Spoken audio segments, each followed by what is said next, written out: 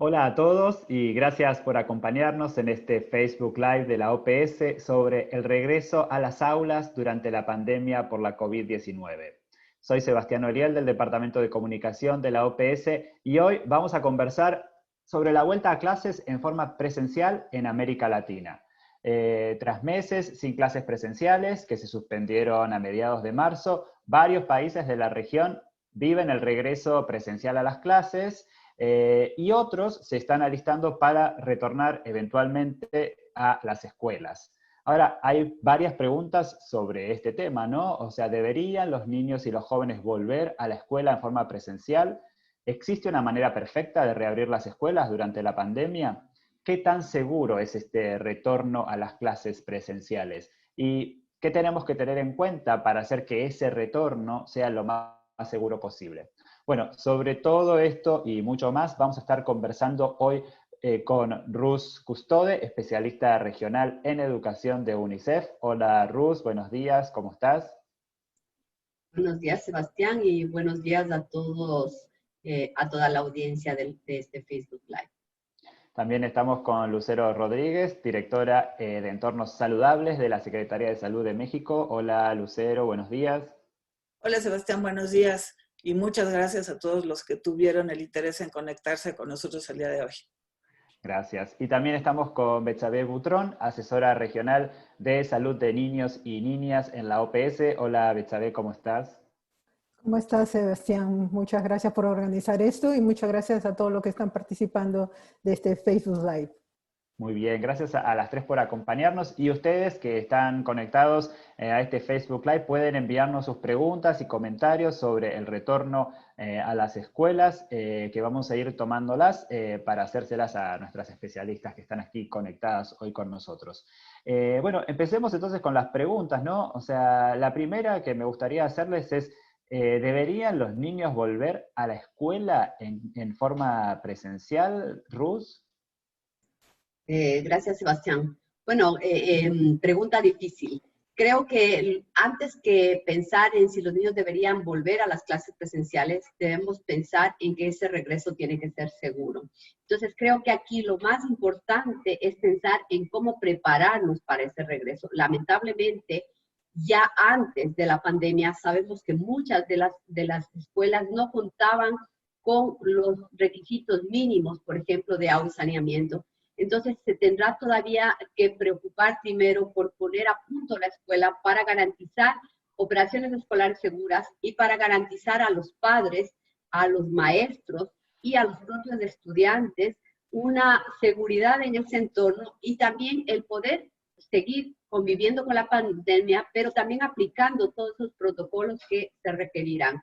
Y obviamente esa decisión tiene que hacerse en base a las indicaciones de las autoridades de salud del país, pero también en base a las consideraciones de un análisis de riesgos y beneficios. Lo que sí tenemos que enfatizar es que definitivamente estamos seguros y convencidos de que la escuela es el mejor lugar. Las clases presenciales y el compartir con sus maestros, el compartir con otros niños, eso no podrá ser nunca reemplazado por la parte virtual. Pero también tenemos que tomar en cuenta que para poder regresar tenemos que dar esa seguridad a los padres y dar esa seguridad también a los maestros y a los estudiantes. Claro. Y Betsabe, ¿qué dice la OPS y la OMS? ¿Qué recomendaciones dan, ¿no? A la hora de decidir esta reapertura? Bueno, decidir el momento en el que es el más adecuado de abrir las escuelas requiere un trabajo no solamente del Ministerio de Educación, sino un trabajo coordinado con el Ministerio de Salud y con otros ministerios que están en la misma comunidad que la escuela. No hay que olvidarse que las escuelas pertenecen a comunidades y en esas comunidades tenemos muchos actores. Están las familias, pero también están los que dan fuentes de trabajo, los que venden, en fin. Tiene que haber una coordinación entre las decisiones que se toman en todos esos otros espacios. Salud está recomendando mucho todas las medidas de salud pública para disminuir la transmisión a nivel de la comunidad. Y ese es un primer factor importante que debemos de tener en cuenta para que junto con educación decidir cuándo es el momento más adecuado de abrir las escuelas. Como decía Ruth, estamos convencidos que los niños deben de regresar a las escuelas, pero deben regresar a las escuelas de una manera segura, segura para los niños, segura para los padres, segura para los profesores y todo el staff que trabaja en las escuelas. Y para eso es importante que los padres estén informados, participen de las decisiones, del cómo, del cuándo, porque va a ser muy importante que ellos estén de acuerdo en esas decisiones.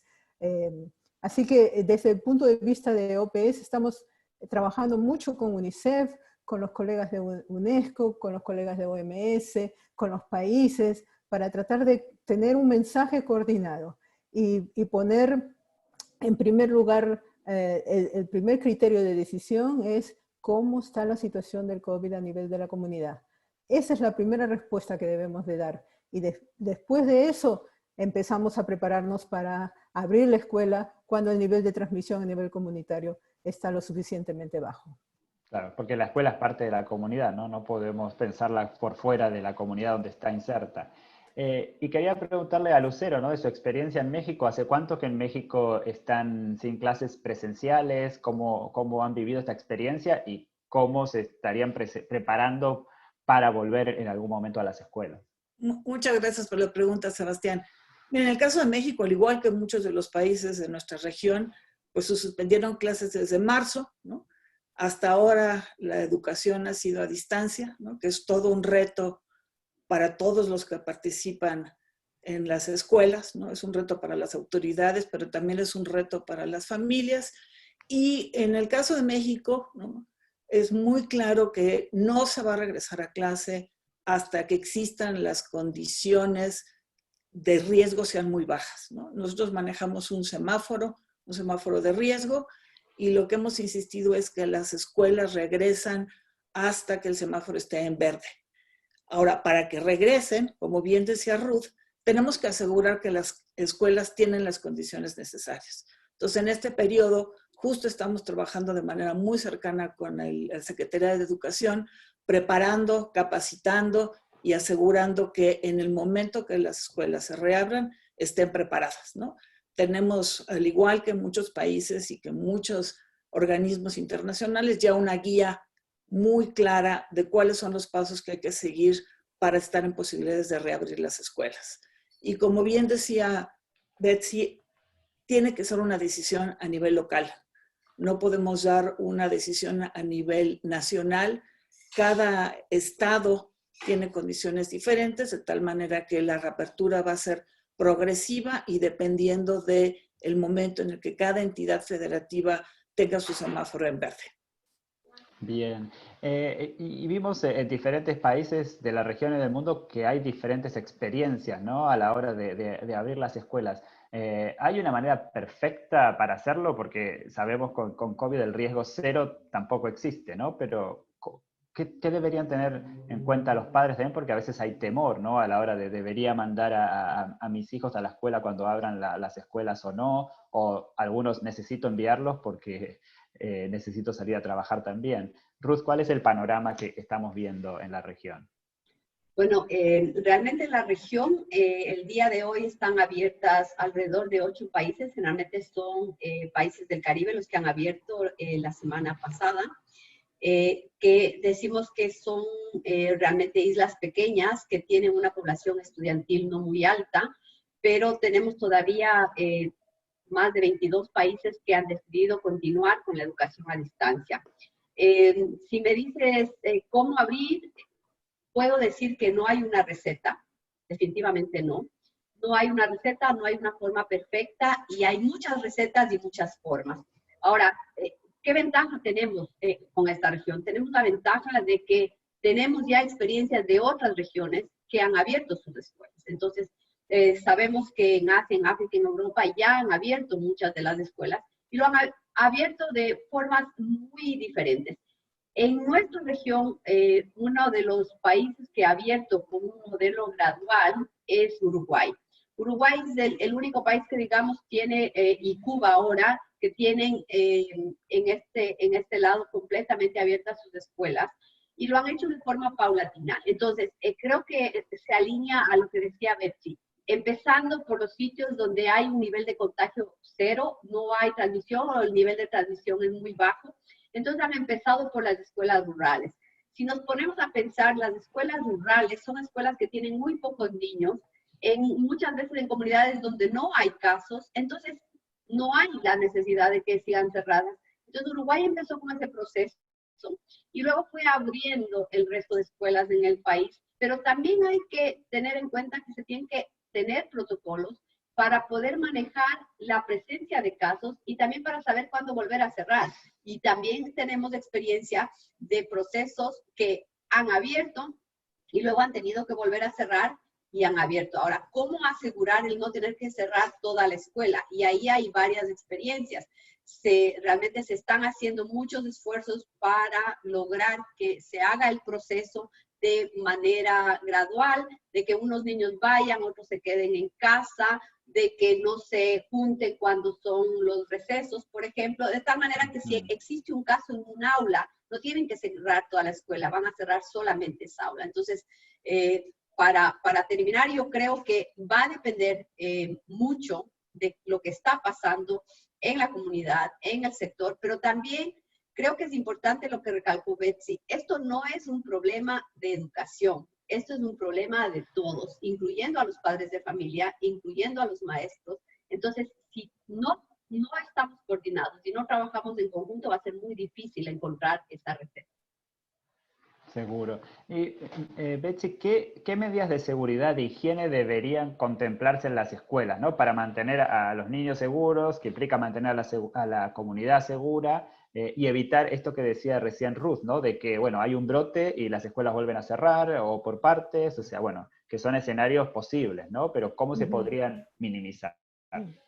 Las medidas de salud pública a tener en cuenta por las escuelas son las mismas que estamos diciendo para las comunidades y para los países en general. Es decir, el distanciamiento social, la higiene, las medidas de higiene y las medidas de cuidarse cuando uno tose o estornuda, higiene tanto de los individuos como el de las escuelas, el uso de máscaras y la detección temprana de aquellos que pueden tener los síntomas y tener bien claro qué vamos a hacer si alguien está enfermo o si alguien detecta de que tiene algún síntoma que nos hace sospechosos de ser un caso de COVID. Entonces, esas 4 cosas son las que hemos estado tratando de difundir de diferentes maneras a toda la comunidad y es lo que los ministerios de salud han estado tratando de difundir. Ahora, ¿cómo se aplica eso a la hora de la escuela? Ahí es la importancia entonces de que cada escuela analice su situación. ¿Cómo hace el distanciamiento social? ¿Qué significa eso? Tiene una sola puerta de entrada donde todos los niños solían llegar y entraban, padres, niños se acumulaban y luego se repartían dentro de la escuela. Bueno, habrá que pensar cómo cambio eso, porque estoy pensando en distanciamiento, en separarlos, en que los niños entren por un lado y salgan por otro lado. Máscaras. Hay ya recomendaciones sobre las máscaras que los niños de 5 años o menos no es obligatorio que usen máscaras. Entre los 6 y los 11 años debo tener otros aspectos en cuenta. Pueden usar la máscara, pero debo tener en cuenta si es que es cómodo para los niños, si no interfiere con la educación y si hay adultos que van a estar vigilando que los niños usen la máscara adecuadamente y que la escuela pueda tener máscaras para darle a aquellos niños que se lo olvidaron, que no pudieron comprar o que simplemente lo ensucian en la escuela. La higiene, tener en cuenta cómo es esa escuela, quién limpia, cuántas veces limpia, tiene los materiales y cómo voy a hacer yo para ayudar a que los padres vean que si ellos o sus hijos tienen síntomas, de manera de que nos comuniquen a la escuela y la escuela tenga un sistema ya establecido de cómo va a comunicar eso a salud para que se tomen las medidas necesarias, se cuide, se aísle, se investigue si es un verdadero caso de COVID o no. Entonces, esas 4 medidas que estamos repitiendo continuamente a todo el público en general, cada escuela tiene que ver cómo se adapta a su caso en particular. Y una cosa que quisiera recalcar es esto que mencionó Ruth, que hay que poner en la balanza los riesgos y los beneficios. Cuanto más medidas pongamos en funcionamiento, mejor protegidos van a estar los niños, los profesores y los padres. Cuanto más medidas, no hay un chequeo que digamos que si tienes esto, entonces abre y vas a estar, no hay un riesgo cero. Vamos a tratar de ir a lo mínimo que podamos. ¿Y cómo nos acercamos a eso? Poniendo la mayor cantidad de medidas en acción. Cuanto más podamos hacer, mejor para toda la población, incluyendo la comunidad. Bien. Y Lucero, en México, ¿qué medidas están contemplando para hacer las escuelas seguras cuando se venga la reapertura? Y quería saber si lo están manejando como algo nacional o cada jurisdicción va a poder tomar sus propias decisiones también. Sí, gracias por la pregunta, Sebastián. Digo, fundamentalmente son las que acaba de mencionar Betsy, ¿no? Esas son las que se están planteando y a las que se les está dando prioridad, ¿no? A mí me gustaría resaltar que, como bien han dicho, esto requiere de un trabajo previo y de un trabajo conjunto. O sea, no podemos pensar en que solamente se abre la escuela y todo va a caminar y todo el mundo va a seguir las indicaciones y los procesos que se han establecido. Sí requiere de un trabajo previo, ¿no? Y tiene que ser un trabajo entre fundamentalmente educación y salud, aunque como bien decían, hay otros ministerios que debieran de estar participando.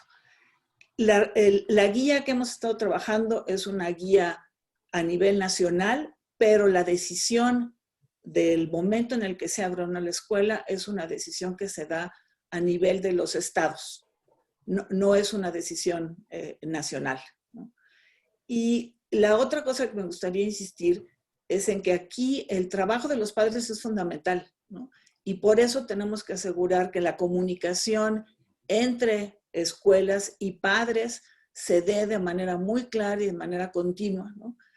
Los padres tienen que estar seguros de que cuando las escuelas se abran, están dadas las condiciones necesarias para que sus hijos asistan de manera segura y no tengan temor de mandarlos a la escuela, ¿no? Entonces, todo esto requiere de un trabajo previo. Entonces, justo estos momentos son cuando debiéramos de aprovechar para hacer todo este trabajo y no en el momento en el que se dé la decisión de se abren las escuelas, ¿no? Hay que trabajar de manera previa para asegurar que están las condiciones dadas para la mejor salud de toda la comunidad educativa.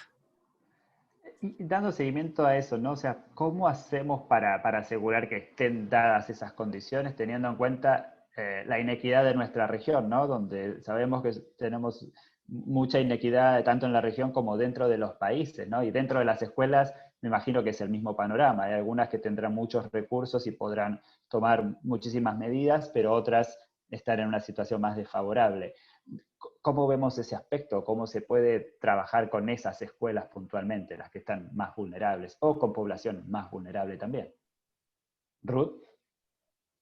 Mira, creo que has topado un tema muy importante. ¿Qué es lo que pasa? Que tenemos que reconocer que todos los ministerios de educación de la región, todos, se han puesto a trabajar desde el día 1 de la pandemia para buscar alternativas de una educación a distancia. Sin embargo, tenemos grupos vulnerables a donde esas alternativas lamentablemente no llegan. Nos hemos dado cuenta, por ejemplo, que la conectividad no llega a todos. La conectividad, el tema del agua y saneamiento, que son cosas que muchas veces las considerábamos un privilegio, no pueden seguir siendo un privilegio, tienen que ser un derecho y tienen que garantizarse como un derecho. Entonces, lo que pasa justamente con esos grupos es que tiene que haber, como decía, diferentes alternativas para poder llegar. Ya hay muchos países que han implementado iniciativas de radio, de televisión, impresiones de guías, programas para apoyo alimenticio, una serie de aspectos para poder garantizar esa inclusión. Y en ese sentido también contarles que a nivel global, ustedes saben, en el mes de abril, nuestras organizaciones, tanto la Organización Mundial de la Salud como UNICEF, UNESCO, el Banco Mundial, ACNUR, se pusieron de acuerdo y sacaron un marco global con orientaciones para los ministerios de educación para apoyarles en ese proceso de toma de decisiones para la reapertura. Pero luego, a nivel de la región, UNICEF trabajó con la UNESCO y el PMA en unas notas de orientación que tienen como un detalle ya más fijo de lo que decía Betsy, de cada uno de estos protocolos y cómo irlos implementando. Estas guías yo les he puesto un link para la página del repositorio de UNICEF donde pueden encontrar todas las guías y las guías cuentan además con unos checklists que, como decía Betsy, no nos van a garantizar el riesgo cero, pero sí nos van a ayudar en este camino de poder ir implementándoles. También hemos hecho unos videos con unas indicaciones y unos tips para padres, para estudiantes, para niños, para que también veamos que el proceso de regreso a la escuela no tiene que ser un proceso que obviamente tal vez nos crea ansiedad y miedo, pero que si es que está bien preparado, si estamos involucrados y, como decía Lucero, si estamos informados, vamos a tomarlo como es y vamos a poder garantizar este regreso, no solamente de algunos, sino de todos los niños. Bien, gracias, Ruth. Y algo que quería preguntar, un poco vinculado antes, Betsy habló del uso de tapabocas en los niños, que la recomendación depende según la edad, pero quería saber cuál es la recomendación en cuanto a si se debería tomar la temperatura a los niños antes de ingresar a las escuelas una vez que abran. ¿Hay recomendaciones al respecto? Mira, tomar la temperatura busca detectar, el supuesto es que busca detectar a aquellos que están con fiebre y con esos convertirlos en sospechosos de tener el COVID y de ahí en adelante tomar las siguientes medidas. Hasta donde sabemos, la investigación es hasta ahora, es que los niños pequeños se infectan menos, transmiten menos el coronavirus y aun cuando ellos estén infectados, hacen enfermedades muy leves. Entonces, y este panorama que estoy hablando de poca infección, poca transmisión y enfermedades leves, va cambiando conforme el niño va creciendo. De manera de que los niños más allá de los 10 años ya se comportan como adultos, transmiten como los adultos, se enferman con la variedad de cuadros clínicos de los adultos. Pero los niños más pequeños no. Entonces, ahora, en cuanto a los síntomas de COVID, fiebre no es un síntoma que esté presente en todos los casos. Entonces, yo diría de que, y es más, no se recomienda tomar la temperatura porque vas a estar perdiendo muchos casos que se pudieran tener otros síntomas sin fiebre en los niños mayores. En los niños pequeños no los vas a detectar, no te va a poder servir de screening para decir este niño tiene un sospechoso o no. Y para tomarle la temperatura vas a tener que usar esos termómetros especiales que implica el uso de presupuesto y el uso de personal que va a tener que estar tomándole a cada niño. Entonces, yo creo que el esfuerzo y los fondos deberían irse para todo el resto de medidas que se pueden hacer para disminuir el riesgo en las escuelas. Es mejor si hay fondos, si hay personal, si hay tiempo, utilizarlo en poner en acción la mayor cantidad de medidas que se pudieran y esto de medir la temperatura, ya sea adultos o a niños, dejarlo en último lugar porque realmente no te va a servir como un buen despistaje para decir, bueno, quiénes pueden tener lo que no significa de que no debamos pedirle a los padres y a los profesores, debería estar bien claro cuáles son esos síntomas y ellos deben de verificarse a sí mismos, los padres a sus niños, los padres al resto de la familia. No hay que olvidarse que los padres deben informar cuando otra persona en la familia también está enferma y que chequeen a sus niños y que los profesores se chequeen a sí mismos antes de ir a la escuela. Si tienen síntomas, cualquier síntoma que no se sienten bien, deberían de quedarse en la casa y debería haber un protocolo que diga usted debe comunicarse con este teléfono, con esta persona, con este servicio. Y de ahí en adelante se siguen los pasos. Puede ser COVID, puede no ser COVID, pero en todo caso eso ya es una decisión del manejo de coordinación entre educación y salud. Bien, gracias Betsy. Y Lucero, en el caso de México, ¿cómo están pensando preparar a las escuelas para esa reapertura? Digo, a todas, ¿no? En función de la vulnerabilidad también, ¿cómo se planea trabajar eso? Como comenté, en el caso de México está el semáforo de riesgo. Las escuelas se abren a partir de que el semáforo está en verde y hay planteadas una serie de medidas, ¿no? Y aquí está como un ejemplo la instalación de filtros, y se consideran 3 tipos de filtros. El primero, que de alguna manera ya comentaba Betsy, que es el filtro familiar, que es fundamental y justo en donde se pide que sea en la familia que identifiquen los síntomas, los signos, y que si tienen alguna combinación de ellos, entonces no acudan, no manden al niño a la escuela, ¿no? Y informen a la escuela sobre ese problema, ¿no? La instalación de un filtro a la entrada de la escuela, en donde sí se les va a aplicar gel, o se les va a pedir que se laven las manos con agua y jabón, y en donde se les va a aplicar un cuestionario muy sencillo para tratar de identificar algún problema, ¿no? Y hay un tercer filtro, que es el filtro ya en el salón de clase, en donde se le pide al maestro que también esté atento por si alguno de los niños en el transcurso de la clase presenta alguna sintomatología. En relación al termómetro, es exactamente la situación que comentó Betsy. No se está recomendando en la escuela, ¿no? El costo es elevadísimo y hay otros insumos que son prioritarios. Entonces, la toma de temperatura no está considerada, ¿no? Está ya también definido qué hace la escuela si identifica un caso, ¿no?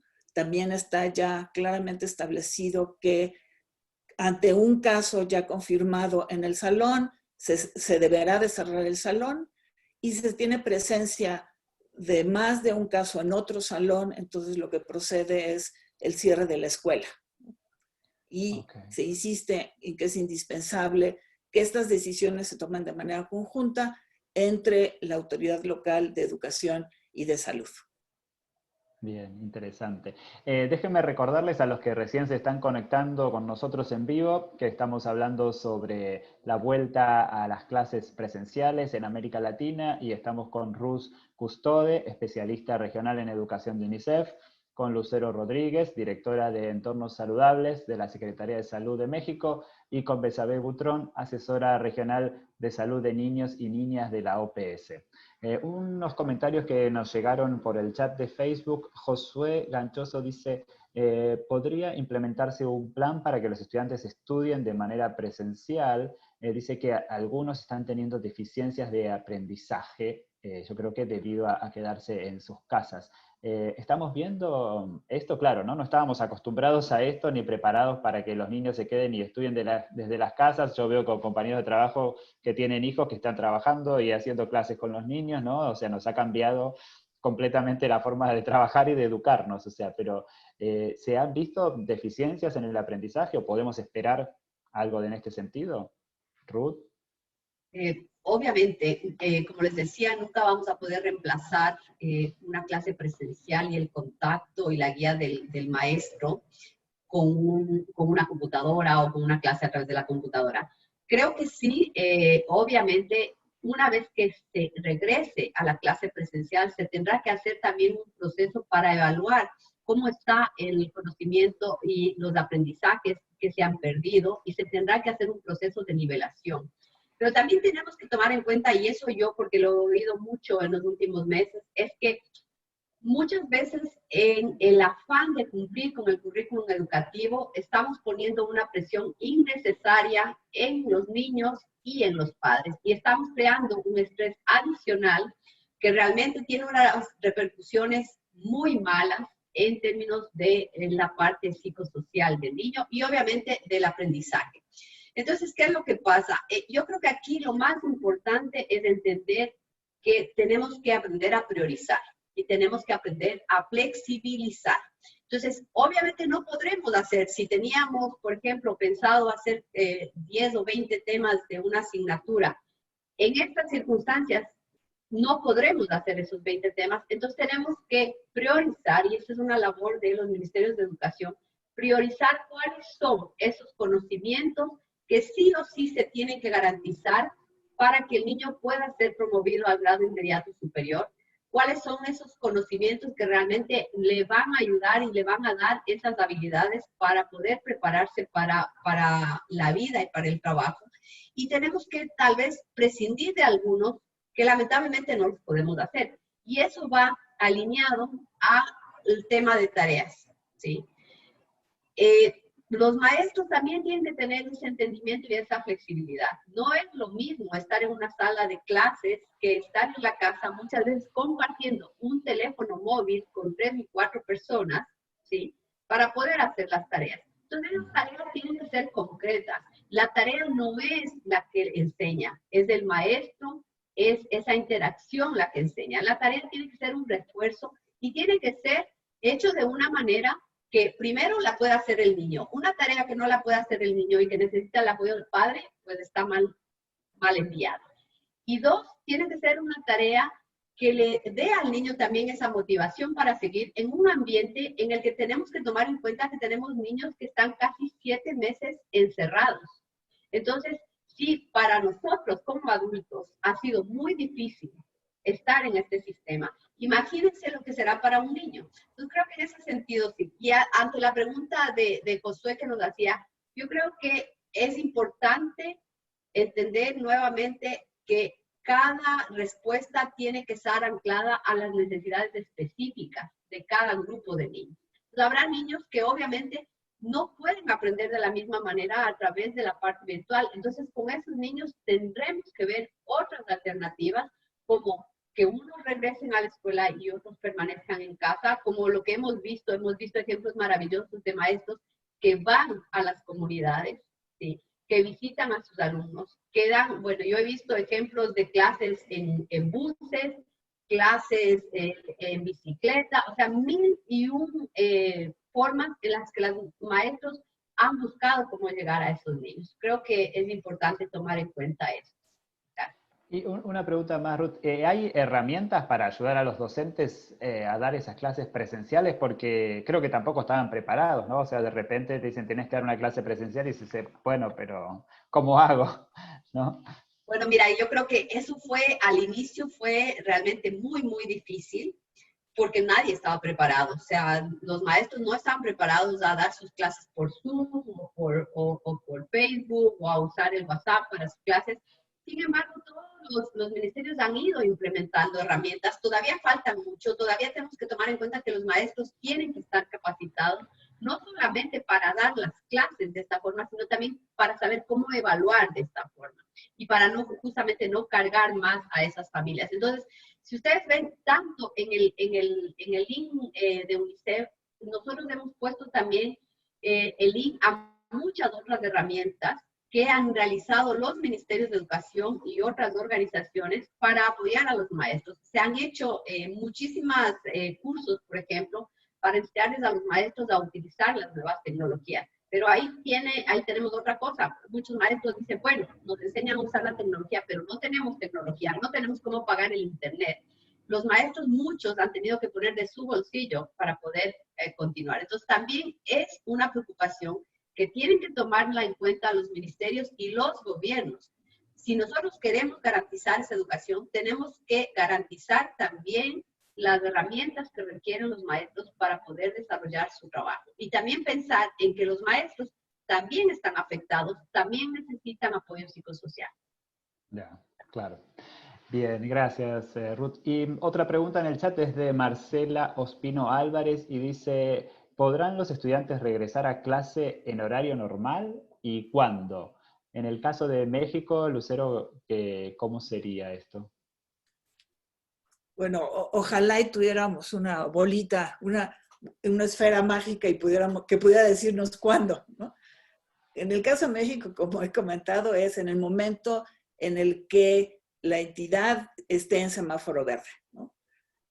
Mientras no esté en verde, las escuelas siguen cerradas, ¿no? ¿Verde qué significa en México? ¿Pocos casos? ¿Qué significa verde? Sí, cuando ya no hay transmisión comunitaria, hay poca presencia de casos en la entidad, ¿no? Eso es fundamentalmente el criterio que se considera. Okay. Y lo que está planteado es que no regresen todos al mismo tiempo, ¿no? 50% de los alumnos irán ciertos días, el otro 50% irá en días diferentes, ¿no? Esto para asegurar precisamente la sana distancia. Y en términos del horario, sí está planteado que acudan en los horarios que habitualmente acuden. Pero al igual que se ha comentado, esto también depende mucho de las condiciones de la escuela y serán las autoridades educativas locales quienes decidan, ¿no? Y yo creo que hay que tener esa flexibilidad. No podemos dar una indicación a nivel nacional y esperar que todas las escuelas lo cumplan, porque todas las escuelas son diferentes. Entonces se hace la recomendación, pero la decisión final es una decisión a nivel local. Claro. Daisy González Guerra en el chat también dice que la apertura de la escuela, como bien dicen, dependerán de cómo esté evidenciada el manejo epidemiológico del riesgo. También dice que todos deben hacer su parte, su compromiso. Dice que el semáforo no es respetado como debe ser y que eso indica una falta de compromiso de todos. Bien. Otro comentario, les leo de Rosa. Si quieren hacer comentarios me avisan. Rosa Bellido dice, los padres ahora son los profesores y una oportunidad excelente para ellos envolverse mucho más en la educación de sus hijos. ¿Me permites hacer un comentario, Sebastián? Claro, Betsy. Mira, quería llamar la atención de que estamos hablando, toda nuestra discusión está alrededor principalmente de la enseñanza, de cómo se hacía la enseñanza antes, nuestros objetivos educativos y cómo nos estamos adaptando a nuestro contexto. Quisiera simplemente recordarnos todos que las escuelas hacen más que educar, que debemos de reconocer si hay algo que la pandemia nos ha puesto, pero con letras muy grandes y delante de los ojos, es que las escuelas cumplen muchas funciones, funciones sociales, funciones de apoyo psicoemocional para niños, son el refugio de muchos niños cuando hay violencia en la casa, o negligencia, o descuido en la casa, o caos en la casa. Es la fuente de alimentación en aquellas escuelas donde los niños era el único sitio donde podían tomar un buen desayuno, o en algunos otros además un almuerzo. En fin, no nos olvidemos que las escuelas son mucho más que los centros en donde se entrega conocimiento o se trata de cumplir con ciertos objetivos educativos. Y yo creo que eso hay que recordarlo. Y lo que pase dentro de la escuela refleja lo que ese niño está viviendo en su familia. Ese es el otro aspecto que no hay que olvidarnos. Toda la pandemia nos ha puesto a todos de cabeza. Nos ha puesto a todos en un estado emocional, mental, de niveles de estrés inigualables, que no lo hemos sentido antes en ningún otro momentos. Quizás cuando habían desastres, lo hemos sentido por momentos cortos, pero lo inusual de esta pandemia es el tiempo que está durando toda esta incertidumbre y esta sensación de no sé qué es lo que va a pasar, no sé si debo hacer esto o aquello. Eso está afectando a los padres por las múltiples maneras, pues desde lo mental, pero también en lo concreto. Han perdido trabajo o ya no están seguros si tendrán el trabajo.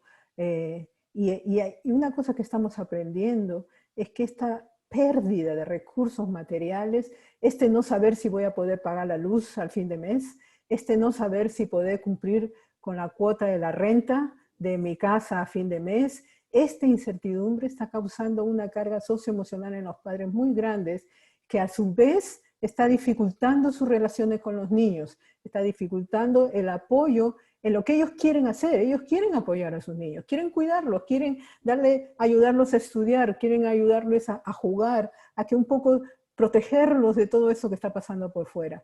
Pero cuando ellos están afectados, es más difícil que cumplan con ese deseo que todo padre tiene. Y eso lo van a ver los profesores cuando los niños ingresen, empiecen a las clases. Lo van a notar, lo van a ver porque el niño no responde como antes, porque quizás perdió conocimiento que antes tenía, porque quizás por más esfuerzo que le pone el profesor, siente que algunos niños no avanzan. Entonces todo el sistema educativo va a tener que ser flexible, responder, tener en cuenta esa decisión, y va a tener que tener, por lo tanto, respuestas diversas, como decía Ruth, a toda esta situación.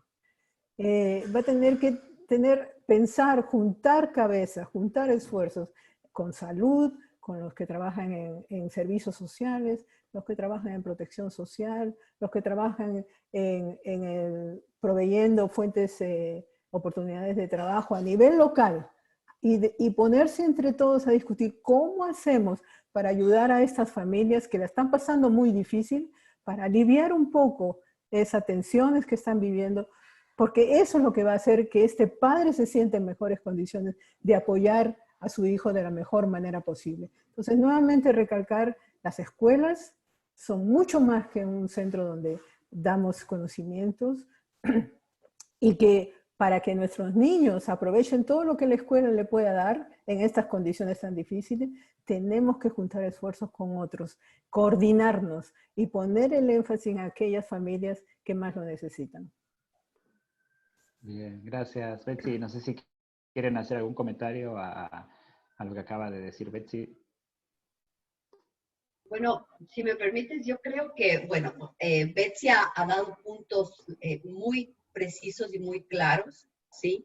De todo lo que implica una escuela y todos los riesgos que hay de que las escuelas sigan cerradas, ¿sí? Porque mientras más tiempo estén cerradas, menos acceso van a tener esos niños a todos estos servicios.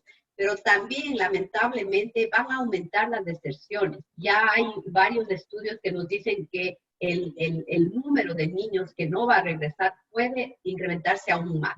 Y en ese caso yo quisiera recalcar aún más el problema de las niñas. Si ya antes había un problema en la que muchas veces las familias, cuando tienen que escoger, al reducir sus recursos y tienen que escoger quién va a la escuela, muchas veces a la persona que escogen es al niño. Entonces las niñas se quedan a hacer otras labores, a apoyar en la casa, y entonces también pierden esa oportunidad. Entonces también, ¿cómo garantizamos en que tomar en cuenta que esas niñas tienen que ser incluidas y cómo garantizamos que regresen a la escuela, pero no solo que regresen, que se queden en la escuela? Entonces creo que son una serie de cosas. Yo ahora pensando en lo que decía Betsy, pensaba también en todo lo que nos dice el marco global. Y el marco global nos hace indicaciones bien específicas en cómo garantizar una operación escolar segura, pero también cómo brindar protección y bienestar, ¿sí? Cómo llegar a los más vulnerables, cómo nuestras intervenciones tienen que ser inclusivas y con un enfoque de género para prevenir la violencia, pero también cómo para poder hacer todo esto se necesita dos elementos esenciales. Y el primer elemento es planificación. Todo esto se tiene que planificar y se tiene que planificar en forma coordinada y conjunta. Y el segundo gran elemento es financiamiento. Y ahí también un mea culpa a todos, porque lamentablemente el sector educativo ha sido siempre del que, como decimos popularmente, del que mochamos todos. Entonces, cuando hay que hacer recortes de los presupuestos, muchas veces se hacen recortes en el sector educativo. Entonces, si ya antes el presupuesto del sector educativo era escaso, justamente para garantizar lo que les decía, que debe ser un derecho, no un privilegio, como el agua y el saneamiento. Entonces, ¿cómo ahora los gobiernos tienen que fortalecer esos presupuestos para lograr estas respuestas a necesidades específicas que se tienen y garantizar un regreso seguro e inclusivo para todos? Seguro. Gracias, Ruth. No sé, Lucero, si quieres agregar algo a este tema también. Gracias, Sebastián. A mí me gustaría comentar que tenemos que entender que estamos ante algo en donde nos hace falta todavía mucha información, que estamos aprendiendo sobre el camino, ¿no? Que como bien decían en un principio, en el caso de la región, tenemos la oportunidad de aprender de lo que está sucediendo en otras regiones, ¿no? Pero no tenemos que perder de vista que no hay una receta, ¿no? Que vamos aprendiendo sobre el camino, pero que también es fundamental este trabajo coordinado del que tanto hemos hablado y de la necesidad de sumar esfuerzos, ¿no? Y de identificar en dónde están los problemas y de manera conjunta tratar de plantear alternativas, ¿no? Yo creo que aquí también es importante no perder de vista que tenemos que cuidar mucho las fuentes que utilizamos para obtener información, ¿no? Hay muchísima información en redes sociales que genera más confusión y que también a veces genera más preocupación, ¿no? Entonces, sí también me gustaría insistir en que es fundamental que consultemos fuentes fidedignas, ¿no? Fuentes que sepamos que realmente son serias, ¿no? Y que esta información y esta comunicación se mantenga de manera permanente, ¿no? Insisto, hay mucha incertidumbre, pero tenemos que aprender a trabajar con esta incertidumbre y a tener claridad en términos de qué es lo que debemos de hacer. Gracias. Seguro, gracias Lucero. Estamos llegando ya al final de este Facebook Live, pero me gustaría preguntarles a nuestras tres invitadas de hoy, ¿cómo visualizan el futuro de la educación hasta que tengamos una vacuna o un tratamiento para COVID, ¿no? Y qué podemos hacer mientras tanto, porque ya se está haciendo, ¿no? Pero ¿cómo visualizamos el siguiente año, diría yo?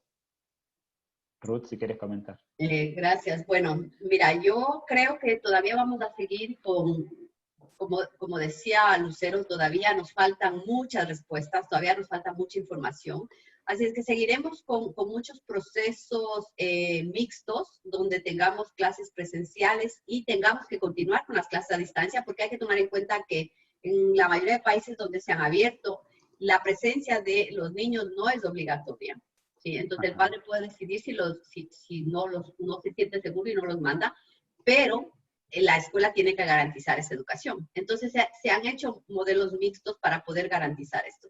Yo me imagino que será así, pero también creo que tenemos que ser optimistas, porque esta es una oportunidad perfecta para reimaginar la educación. Es una oportunidad perfecta para realmente lograr una educación más equitativa, más inclusiva y de calidad.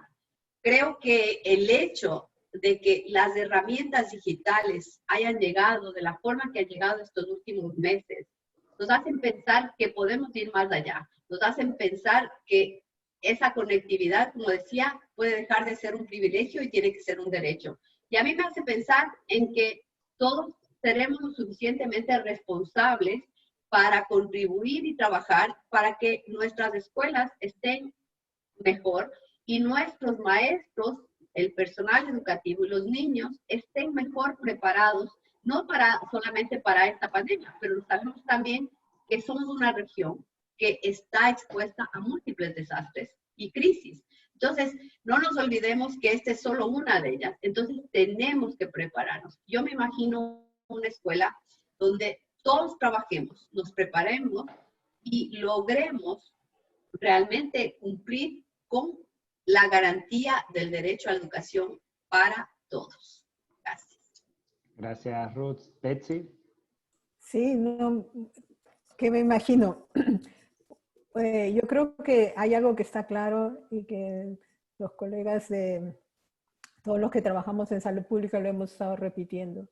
Esta epidemia nos está enseñando mucho de muchos aspectos. Lo que más nos está diciendo es que la necesidad de trabajar más allá de los límites de nuestros sectores. Y nos están diciendo también de que van a haber otras epidemias. Así que todo este aprendizaje que nos está dando esta pandemia debe de servirnos para hacer realidad eso que hemos hablado tanto en los últimos años. Esta coordinación entre salud, educación y protección social. Tiene que hacerse realidad en forma efectiva, tanto a nivel nacional como a nivel local, en ese nivel donde las cosas suceden. Pero al mismo tiempo yo me imagino una escuela no solamente mejor conectada con su comunidad, mejor conectada e influenciando en lo que pasa a su alrededor, pero una escuela donde los niños tienen una variedad de formas para aprender, algunas en presenciales, otras con internet, otras con radio, otras solos haciendo cosas en la casa, y que esa variedad sea parte normal. Me imagino una escuela que tiene un procedimiento especial para aquellos niños con discapacidad, para aquellos niños que su familia sufre algo con discapacidad o que tiene dificultades para dar todo el apoyo que desearía. Una escuela que es capaz de detectar cuando un niño está pasando por una etapa difícil y tiene un mecanismo en la que el sistema de protección social inmediatamente apoya a esa familia y la ayuda a salir, porque estamos tratando de ayudar a ese niño como un todo, lo cual significa ayudar a su familia como un todo. Entonces, esta mejor coordinación hecha realidad y práctica, concreta, en cada escuela, en cada comunidad, con una variedad de maneras de aprender para los niños y también donde los padres están involucrados en esa diferente variedad de aprender. Solamente conforme vayamos construyendo, yo creo, estos sueños que estamos expresando en este momento, vamos a sentirnos que vamos a estar mejor preparados para cualquier cosa que nos venga en el futuro. Inmediatamente nos vamos a poder acomodar para hacer realidad ese derecho de los niños a tener buena salud y buena educación. Gracias, Betsy. Y Lucero, tus comentarios finales sobre cómo estás visualizando, digamos, este futuro de la educación. Gracias, Sebastián. Pues mira, yo coincido tanto con Ruth como con Betsy. En el caso de México, yo me imagino un regreso paulatino, progresivo, ¿no? en una combinación presencial a distancia, ¿no? Y en donde yo creo que, y aquí voy a insistir, la participación de los padres es fundamental, ¿no? Entonces yo me imagino a la sociedad de padres participando activamente, ¿no? En la toma de decisiones y en la aplicación de las diferentes medidas, pero también creo que tendríamos que impulsar la participación de los propios niños, ¿no? De los propios escolares, ¿no? Los tenemos que escuchar, ¿no? No hemos hablado sobre ese tema, pero yo creo que tenemos que aprender también a escuchar a los alumnos, a ver cuáles son sus preocupaciones y de manera conjunta dar respuesta, ¿no? Tenemos que estar muy atentos a todos estos problemas que ha generado el aislamiento, ¿no? Depresión, angustia. Tenemos que estar muy atentos y tenemos que tener capacidad de respuesta. A veces se nos olvida y le damos prioridad a otros aspectos, pero yo creo que este es un aspecto que tenemos que tener en mente y que tenemos que tener respuesta a esa problemática. Gracias, Sebastián. Bien, muchas gracias, Lucero. Bueno, muchas gracias a las tres por acompañarnos en esta sesión de Facebook Live de hoy. Algunas de las cosas que mencionamos, no hay riesgo cero, no hay una receta perfecta para volver a las clases en forma presencial, la necesidad de involucrar a toda la comunidad educativa, incluyendo a los alumnos, ¿no? Informar a los padres para hacerlos parte de esas decisiones y de este retorno lo más seguro posible a las escuelas. También el hecho de que la educación se prevé que va a ser mixta por algún tiempo, tanto presencial como virtual, la necesidad de que los sectores de educación, de salud y protección social trabajen juntos y de la mano, y que entre todos podamos garantizar el derecho a la educación para todos a pesar de la pandemia. Así que muchísimas gracias a todos por acompañarnos, nuestras invitadas de hoy, a ustedes por seguirnos en Facebook y seguimos conectados. Recuerden que para más información pueden visitar la página web de la OPS, también la página web de UNICEF. Así que nuevamente, gracias por acompañarnos y seguimos conectados. Gracias. Muchas gracias. Muchas Gracias, Sebastián. Gracias. Gracias a todos. Gracias. Hasta luego.